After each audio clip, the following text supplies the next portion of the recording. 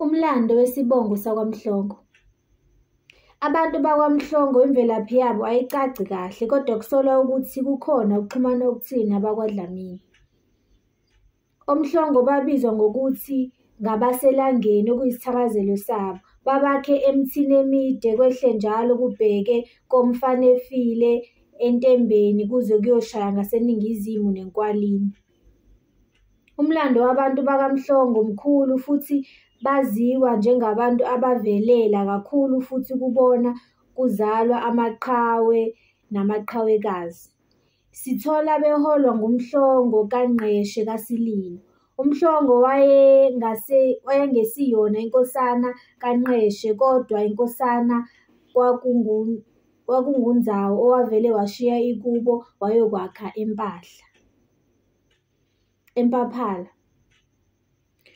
Kuthe sekushone uyise uNgqeshe, uNdzawo wabuya ekhaya ngenhloso yokuzohlala esihlalweni sobukhosi. Kodwa-ke ngeshwa lakhe wathola ukuthi uzalo lwabe selukhethe uMhlongo ngoba babemthanda kakhulu futhi babemazi ngoba babeveli behleli naye.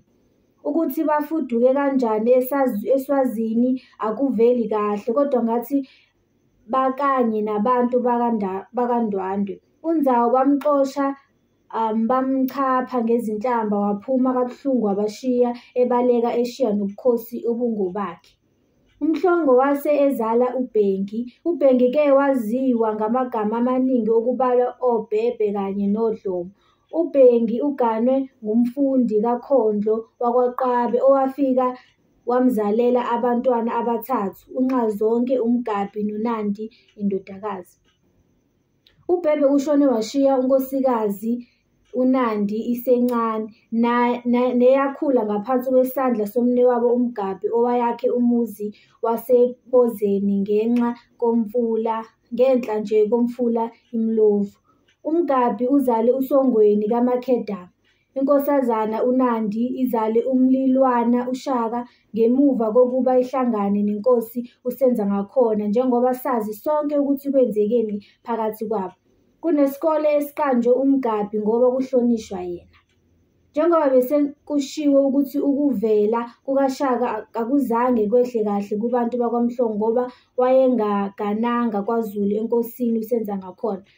Kuphinde kwaba nobuhiqihiqi waze wathola igama lendodana yakhe elithi nguShaka ngoba ngesikhathi emkhulelwe umntwana umudli kaNkwelo wakwaZulu wathi uNandi akakhulelwe uphethe yibhungane elikhukhumalisa isisu kumuntu wesifazane. Lelo bhungane-ke libizwa ngokuthi iShaka.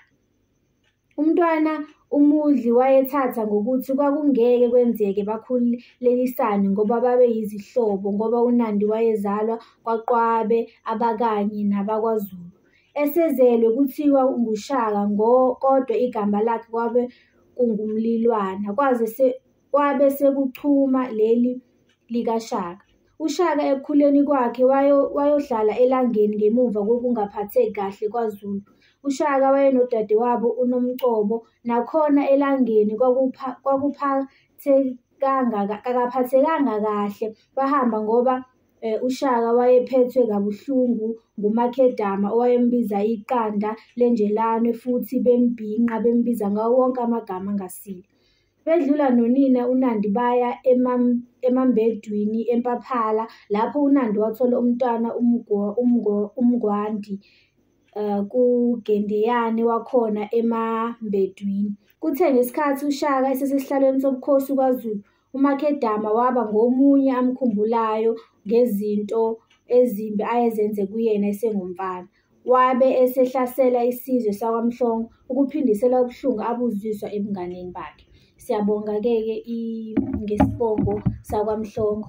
Siphinde futhi sibonane ngomlando olandelayo. uMacananavister. Izibongo zakwaMhlongo. Mhlongo, Makhedama, Soyengwana, nina bakwaSoqubelo njengegundane, nina basesiweni, kwaMpuphu yakwaMselemusi, kwaNongwece webaya, Dlomo wendlende, Sihlangu samavaka seselababhemi, wena wala nomunenduni wavuka wawuncinda wawukhomba ilanga, makhule mina abafokazana bakhule ebusuku, zingwazi zempi yakwaNduni, Njomane yaduka iminyakanyaka, yatholakala onyakeni wesine, yabuya yotholakala ngowesikhombisa, langeni owavele Inkosi.